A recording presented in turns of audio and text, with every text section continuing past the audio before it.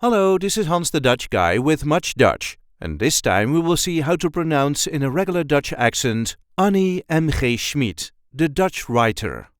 The correct pronunciation is Annie M.G. Schmidt.